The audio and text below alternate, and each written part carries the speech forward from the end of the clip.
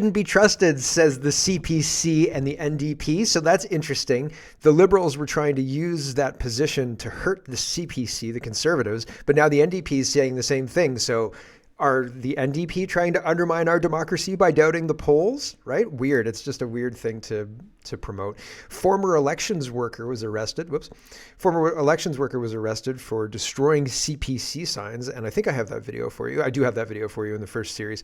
Violent arrest of Natasha Montreal for assaulting a police officer. I've got the footage. So you decide if the response is commiserate with what she did. I don't think it is.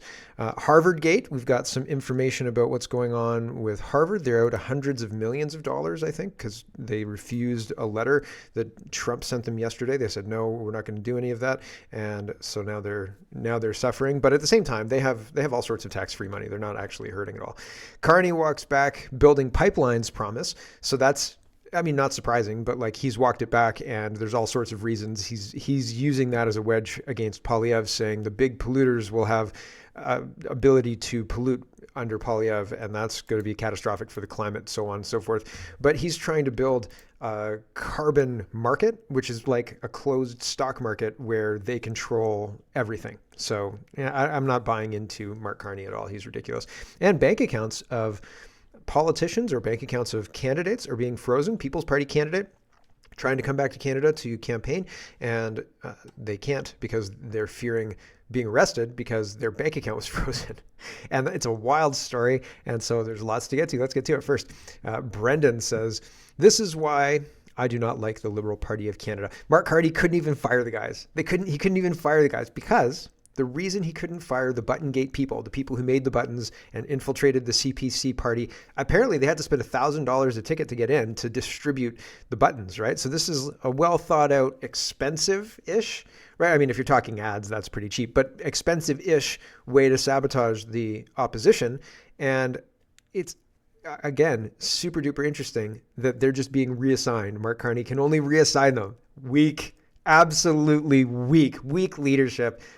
It's jaw-droppingly weak. Okay, Mark Carney is ridiculous. So here is Brendan, and he's responding to this Mark Carney, and it's in French first, and then he switches to English at the end.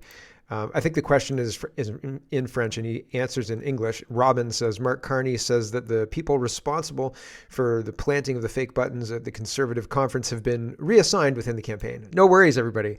They're not working on the same job anymore, but they still work for us. Is this good enough? No, of course not. Here's Mark Carney. I don't know. It's probably not loud enough, and it's very short, so I don't know that I'm going to be able to correct it, but here he is.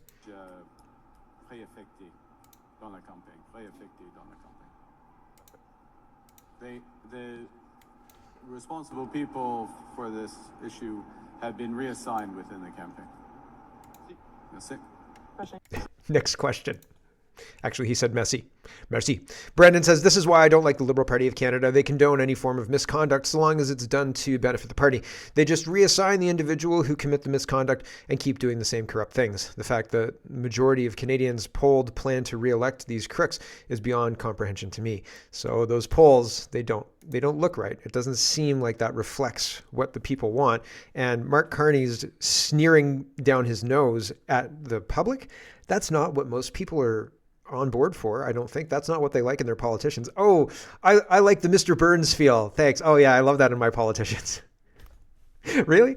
Lori says, good heavens, if this wasn't a firing offense, what is? Liberal staffers responsible for planting phony buttons have been reassigned. And Mr. Surveillance says, if this wasn't a firing offense, what is? And people you fire for following orders from above tend to become whistleblowers. So if these two got fired, or whoever it was got fired, they might talk to the newspapers and tell the newspapers who told them to do it, which is probably Mark Carney or his wife or whoever else is running the party. Andrew Scheer says he can't fire them. Must be because the orders came from the top. No discipline for people who were caught red-handed importing American-style politics into Canada. Carney is so desperate to distract from the terrible Liberal record that he's stooping to this level. Anti-Taxer says he didn't fire Paul Chiang. He can't even fire two staffers. This guy is not a leader. Yeah. Yep. Weak. Absolutely weak. And it's not just me who's saying that. And I mean, like, if I think this is weak, I don't want a weak prime minister, right? And I mean, I don't want Mark Carney as prime minister anyway, but this is a weak move from a weak a weak guy who was parachuted in, who everybody says is a genius, and who can't look at this and say, oh, well, I've got to do something here. Even the CBC guys on Power and Politics are saying this is weak. Here we go. Yeah, look, the statement we got from the party yesterday was crap in terms of, there are stronger words I would like to use. It spoke around the issue without speaking to the issue. It was all this nonsense, passive voice, and it reminded me of the comms troubles they had when they were at 16% in the polls. So, Lisa, I don't know if they've learned from that near-death experience in terms of addressing an issue clearly. The Liberal leader was better at it today. But, you know, I take Jonathan's point. There's thousands of volunteers across the country, and there's always some meathead who's going to rip down a sign or something like that in a riding. But this is right out of the war room, this sort of thing. And it kind of undermines what Mark Carney's central pitch is to Canadians in this campaign. For sure. And it was very nefarious. I don't think it was innocent at all. I mean, I looked up to see what the other buttons were that were out there. I mean, we've done button competitions in the past, but it's usually mocking people. It's not about actively seeking to draw attention to an issue to make it sound more Trumpy. Do you hear what she said? It's easy to kind of let it flow over you, but she said, we used to have button competitions in the past, but it was about mocking people. Hold on here. You have to hear it because it just made me howl. To Canadians in this campaign. For sure. And it was very nefarious. I don't think it was innocent at all. I mean, I looked up to see what the other buttons were that were out there. I mean, we've done button competitions in the past, but it's usually mocking people. Usually the button competitions in the past were just about mocking people, not making them seem Trumpy. Oh, okay, Lisa Ray, just mocking people. Here is this guy, and he is the candidate in this riding where they've found a former Elections Canada worker who is a high-ranking Elections Canada worker, it seems, ripping down signs, a lot of signs. And the guy's been arrested. Ron gave me this tip before I found the video. I found the video, Ron. Thanks, man. Here's this. How's it going, Markham Thornhill? This is Lionel Logan. I'm your Common Sense Conservative candidate. And I'm at the intersection of Midland and Steeles. I just put in a couple of big signs. I found a guy that's out here smashing all my signs. 20 signs this guy smashed. And we got a couple of anonymous tips. We figured out who he is. So we just put up a couple of signs here. We're going to see if he's going to come out and smash them. We're not very happy about this. And not only that, we found out that this guy is a deputy returning officer, former deputy returning officer for Elections Canada. And that's completely unacceptable. The fact that somebody who is capable of doing something like that is out here running our polls, it's unbelievable. Anyway, we're going to wait and see, and we'll provide an update shortly. 9:50 p.m.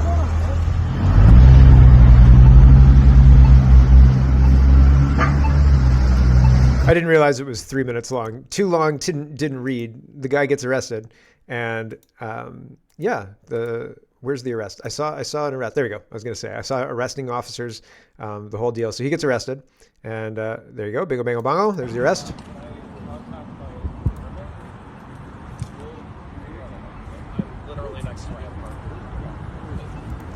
Wah, wah.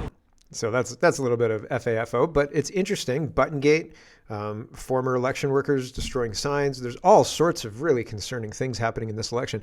And it's not People's Party people doing this. It's not, it looks like Liberal acolytes and Liberal war room representatives. They've been told by Mark Carney to do this. So it's weird. Right? It's a weird's not quite covering it. Here is Anne, and she says, I got halfway through this video. This man is scary. He's wired to climate action and doesn't care how much it costs or who it hurts. So we're pivoting now from the Liberals' dirty tricks and ignoring the law with regards to election interference and all sorts of other things to China and the carbon taxes and Mark Carney backing away from pipelines.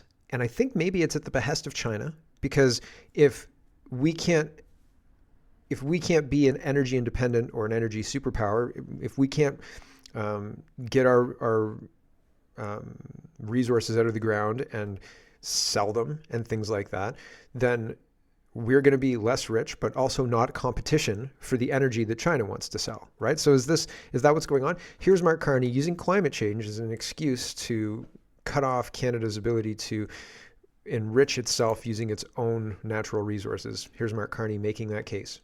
without a high degree of financial cooperation to promote blended finance and voluntary carbon markets.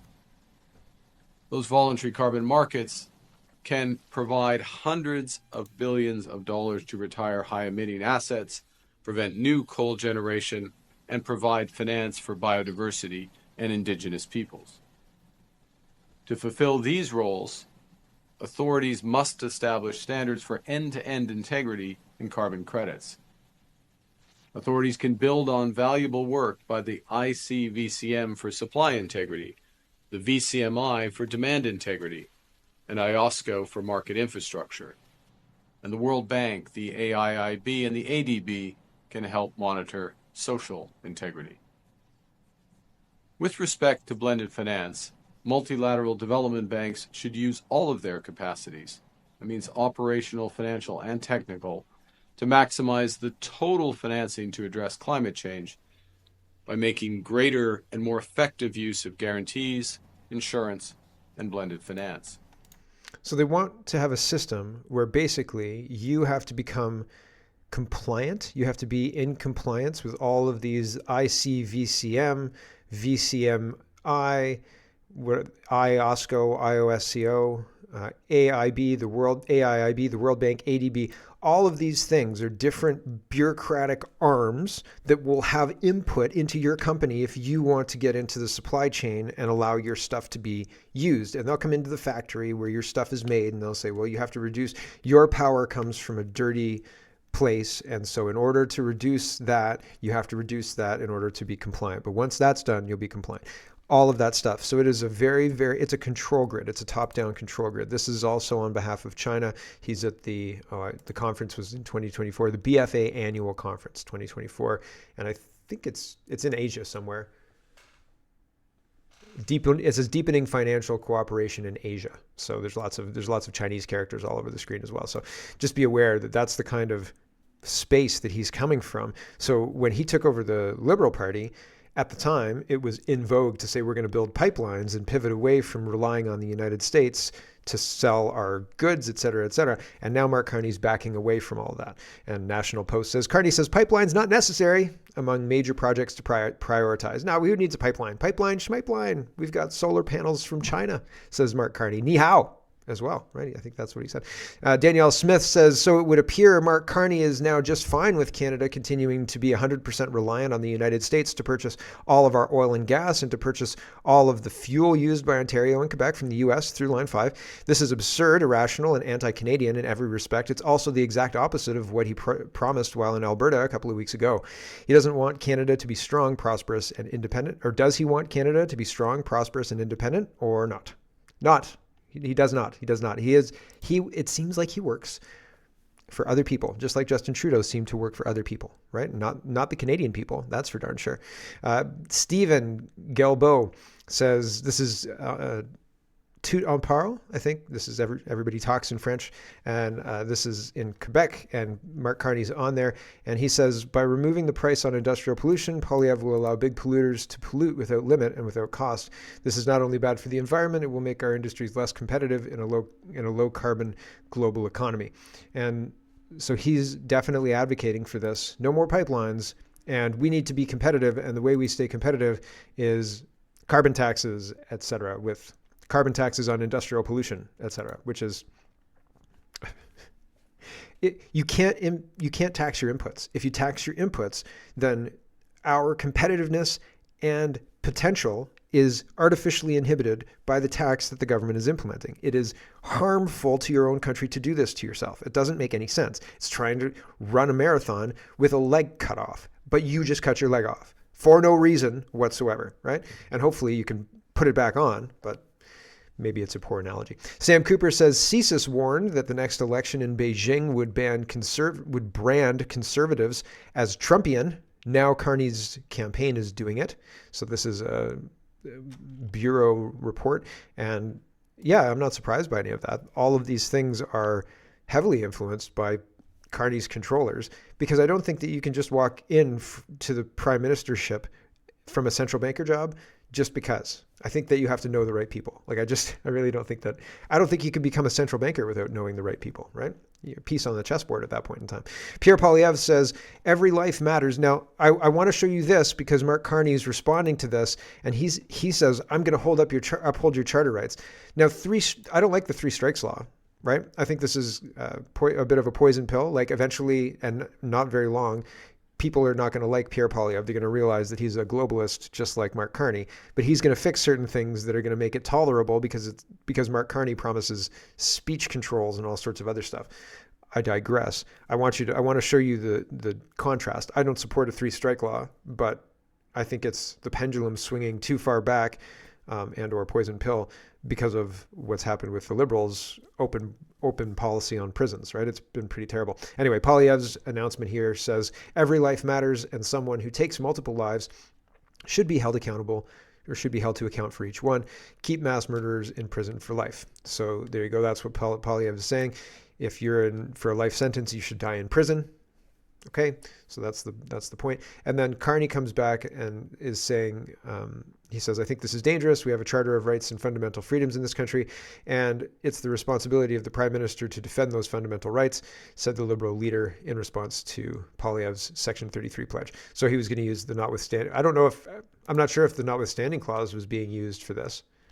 I'm not sure. I also don't like the idea of involuntary putting people into treatment if they don't want treatment. If they don't want treatment, put them in jail, and then they can choose treatment, I guess, from jail. But the idea that you can force somebody into treatment that they don't want is folly, I think, and it's going to be a waste of money. Anyway, I digress. I think that there are policy mistakes being made. I think good policies are pretty obvious, honestly, and I think the PPC has a lot of good policies personally, but all of these things also seem equally obviously bad, and there's recently precedent about 3-strike laws and other things that don't work. And I mean, the liberals have just been a complete disaster. The results speak for themselves. Excuse me.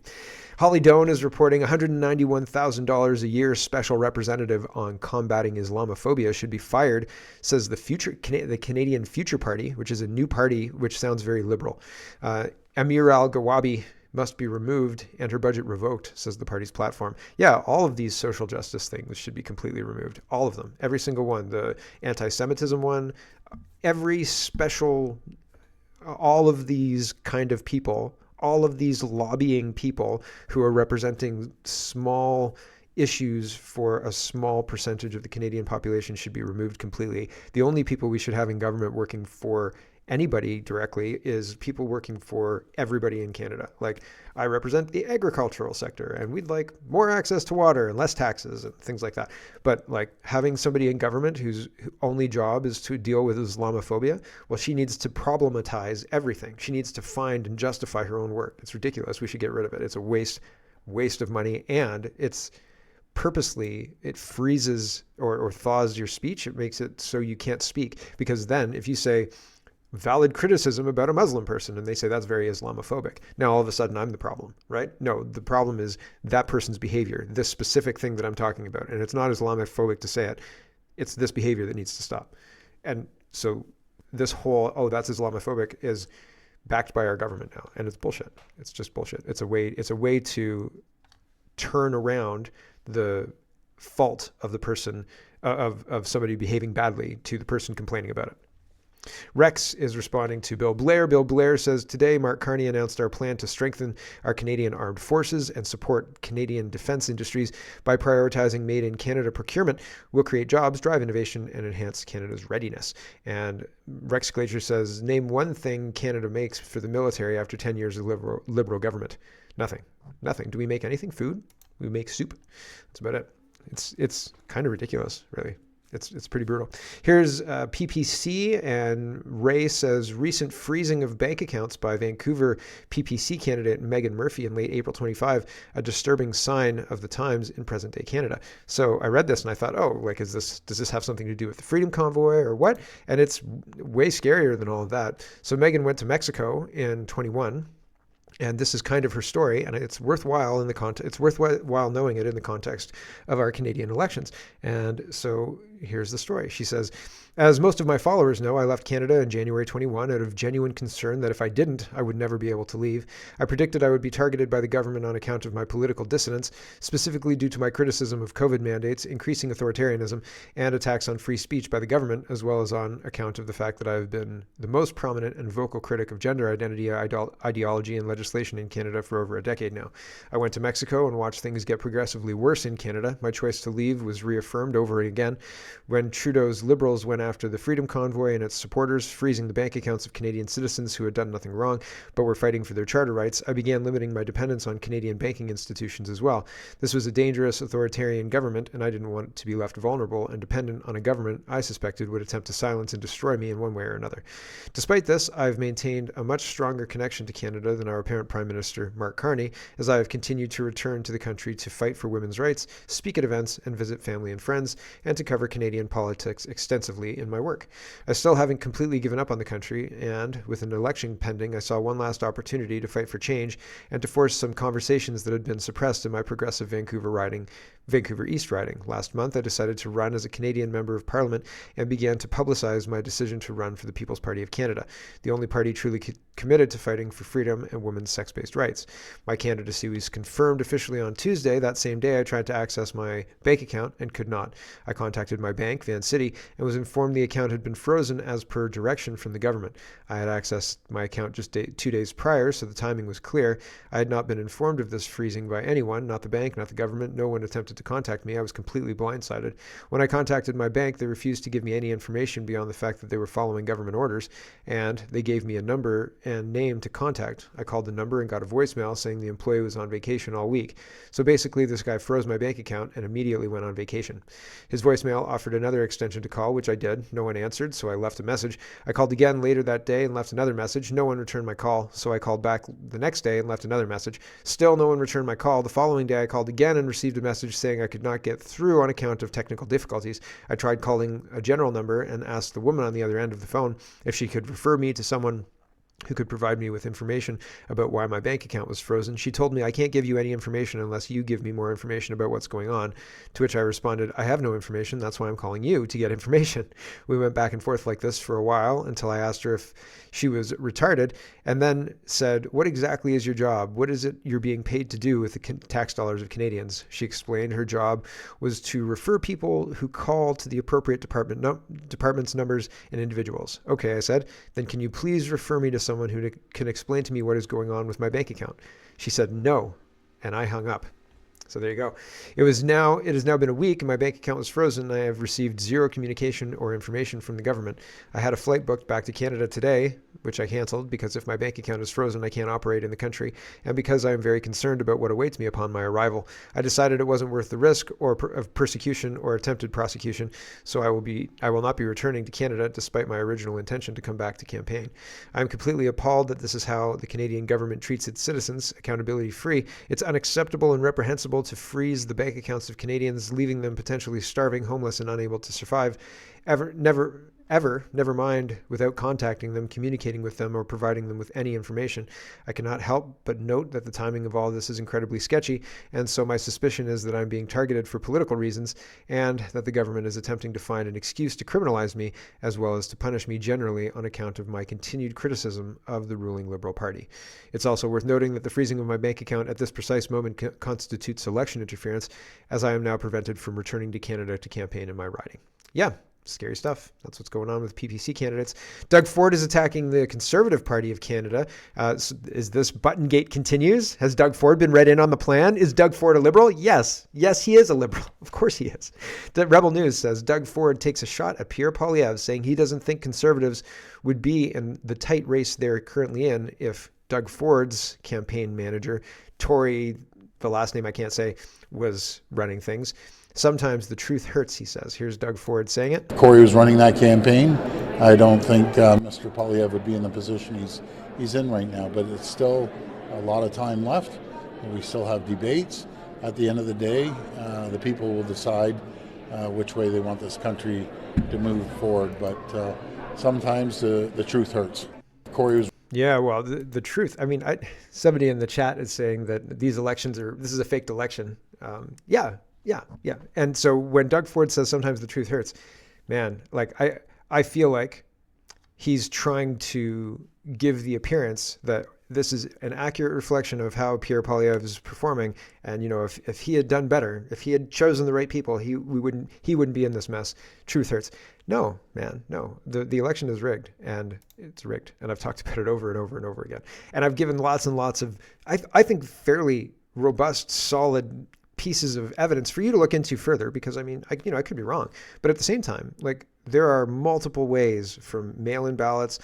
Jason, actually, on CanadaPoly.com, Jason wrote down, and I meant to put it in to read today, but he wrote down exactly how they fudge and change the election results just with the mail-in ballots and the ability to vote at any of the ridings, right? So like if I vote outside of my riding, that gives them the ability to have an asset of unknown number of ballots that they can then play with and use to, turn out a real close election for their chosen candidate. And it's terrifying what they can do. And they don't, just looking at BC, there's a lot of evidence. The Remanded on Twitter, on X, has a lot of evidence, and they're not doing anything about it. That's not going to get fixed. John Rustad conceded the election, and there's nothing to do now but wait and see. But the next election, it's going to have the same problems, right? And the current election, it's fake. Here's Blacklock's reporter. Let's talk about the NDP very quickly. And Leah says, will Jagmeet get called out by the media for not trusting the polls? Blacklock's reporter is reporting, don't trust the polls. Jagmeet Singh tells reporters, says the NDP's strength is much higher than the opinion surveys show. Polling does not seem to capture NDP's support very well. That's super weird. Doesn't seem to capture CPC's support very well either. Just, it seems to capture liberal support super well. Isn't that weird? Super strange. I guess we'll have to get to the bottom of that after the Liberals get a supermajority. Renee says debate commission defends inviting the Greens to the debate despite party candidates shortage. So they don't have enough candidates across the country, but the debate commission is going to look past that and allow them to come and debate. That's pretty hilarious, right? And the PPC, no way. They have not passed the standard. So we're going to hold strong. Ridiculous. Rigged. That's another example of rigged election. Riley Donovan says immigration will be the theme or a theme in the French language debate, but not in the English language debate. Why not? As previously announced, the French language debate will be moderated by Patrice Roy, journalist and news anchor of Radio-Canada Téléjournal avec Patrice Roy and RDI's En Direct avec Patrice Roy. On Wednesday, April 16th, the French debate themes are as followed: cost of living, energy and climate, trade war, identity and sovereignty, immigration and foreign affairs.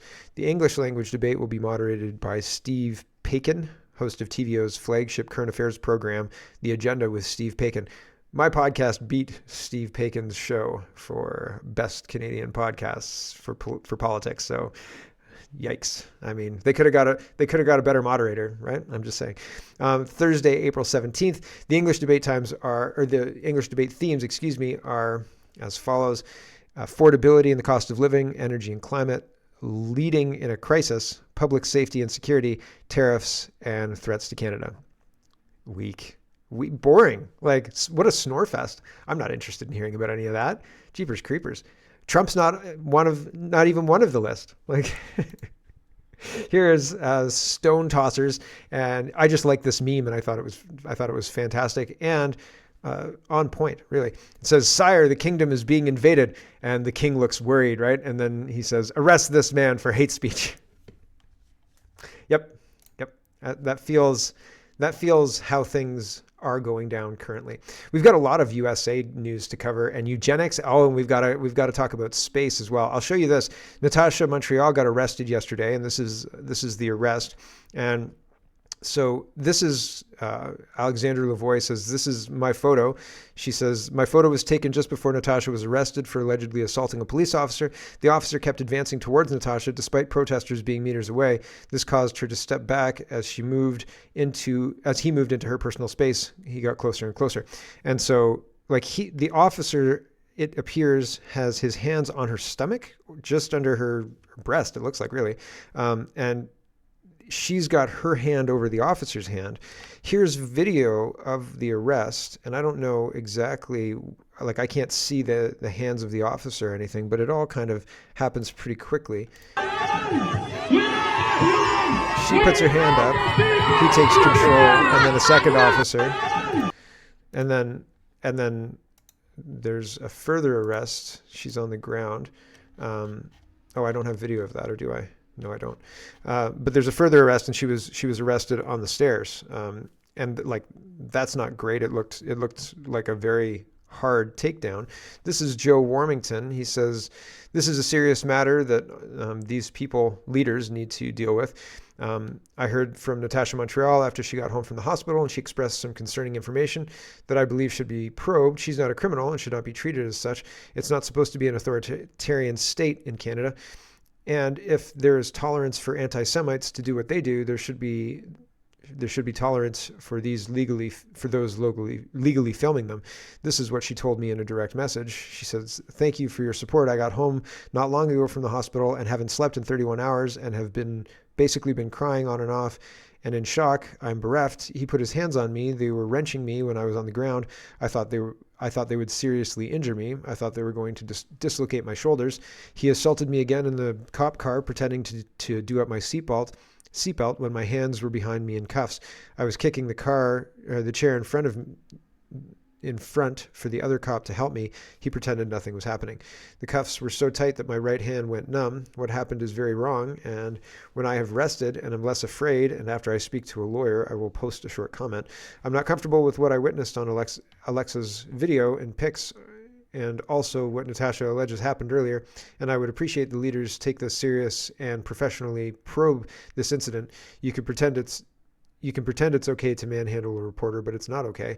And that this woman was hurt in this, and that a heavy arrest with multiple police officers occurred on some cement stairs. There should at least be a review in the interest of safety for all involved. In recent years, it's difficult to believe how a country can let Hamas supporters own the streets, but those documented get beat up and charged. I support the crowdfunding effort to help her with her legal bills, but I would prefer for a special meeting to be convened with all players, including the Crown, and withdraw all charges and work together to ensure lessons are learned so innocent people are not the ones going to jail. Natasha, I'm told, is being charged with assaulting police, but after what she told me, there should be good faith inquiry into what went on in the car and on the rope stairs. This is a human being here. Canada has got to do better than this. And these people are not acting in good faith. Like, the police officers here are not acting in good faith. And their job is to intimidate and make it so people like Natasha don't show up. Right. And so that's what's going on here. They're not going to convene it. Pierre Poilievre is not going to talk about it. I'd be shocked if he talked about it. Mark Carney's not going to talk about it. Nobody's going to call for reform. Doug Ford's not going to talk about it. This is not going to be something that sparks internal reviews and people being fired. The police are paid to do this, and this is what they're doing. And I'm not supporting it. I'm saying this is what the police have been turned into political stormtroopers. Adjust your reality to respond. Like, you can't go there and think that they're there to protect you and be shocked when they do this, because look at what they're doing. Look at what they did in Ottawa. Look at what they did. I mean, just in Ottawa, they were beating the crap out of the protesters. This is not the behavior of people who want the best for their citizens. They are stormtroopers. They have been changed. We need to update our map of reality to understand that, right? Catherine Fitz often talks about having a proper map and navigating the world with a proper map. You don't use your conspiracy theorist map at a dinner party, right? And you don't use your normie map to invest money, I guess. But don't listen to me for money investment advice. That's a bad idea. But still, I think that Fitz is correct. You use the correct map, and that will serve you better than looking at the wrong map and trying to figure out where the heck you are. And you're never going to find out because you're looking at the wrong map, right? And so if you behave as if you're in a country where the police are there to serve you, when the police are there as political stormtroopers, you're going to have a bad time. And I don't wish that on anybody, but jeepers creepers, like, these police officers are acting in bad faith. Bigly. And we've got to say goodbye to the stream. Thanks for watching, everybody. Hello everyone, thanks very much for watching. This is just a short version of a longer show. If you'd like to get the whole show, you can go over to CanadaPoly.com and sign up for a subscription. Just look in the drop-down tab for Shop and Donate and look for subscriptions, and you'll get immediate access to the full show. Love to see you. Thanks for watching, everybody. Have a wonderful, wonderful